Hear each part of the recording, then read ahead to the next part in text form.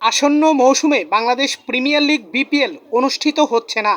BPL ঘিরে তৈরি হওয়া বিভিন্ন অনিয়ম, ফ্র্যাঞ্চাইজিগুলোর চুক্তি লঙ্ঘন এবং বিশাল অঙ্কের আর্থিক লোকসান কাটিয়ে উঠতে টুর্নামেন্টটি আপাতত বন্ধ রেখে ঢেলে সাজানোর সিদ্ধান্ত নিয়েছে বাংলাদেশ ক্রিকেট বোর্ড বিসিবি।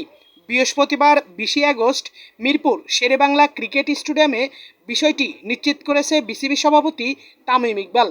আসন্ন মৌসুমে 2026-27 টুর্নামেন্টটির কোনো সম্ভাবনা আছে কিনা এমন প্রশ্নের জবাবে তিনি জানান, I don't think so.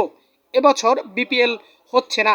BCB সভাপতি বলেন, বিপিএলের বিষয়ে আমি কয়েকবারও নির্দেশনা করেছি যে বিপিএল এভাবে করব না। এখানে 2-3টা ইস্যু আছে। বিপিএল কেন প্রবলেমে পড়তো? রংপুর আর রাজশাহী ছাড়া বাকিদের কি অবস্থা? কিছু ক্ষেত্রে রুলস রেগুলেশন ব্রেক করা হয়েছে। লোকসান গুণে টুর্নামেন্টটি চালিয়ে যাওয়ার পক্ষে নন বিসিবি সভাপতি। তামিম বলেন, সমস্যা হলো কোনো দল টুর্নামেন্ট থেকে হুট করে সরে দাঁড়ালে বা নিয়ম না মানলে বিসিবিকেই সেই দলের দায়িত্ব নিতে হয়।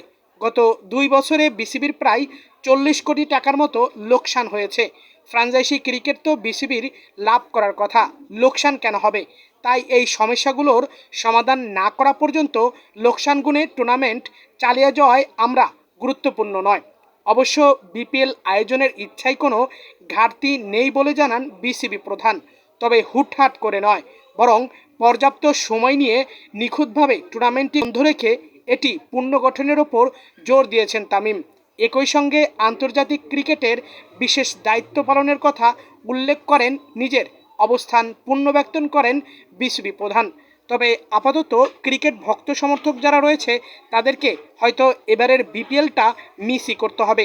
তবে আমরাও চাই বিপিএল পুনর্গঠন করে সুস্থভাবে শুরু হোক, যেন এই টুর্নামেন্টটি বিশ্ব দরবারে সেই প্রথম দিকে যেভাবে জনপ্রিয় ছিল সেই জনপ্রিয়তা পাক। কেননা আমরাও চাই বিপিএলের মাধ্যমে বাংলাদেশের ক্রিকেট এগিয়ে যাক। তো আপনারা কি মনে করছেন? আশা করব আপনাদের মন্তব্য মতামতগুলো কমেন্টে জানাবেন।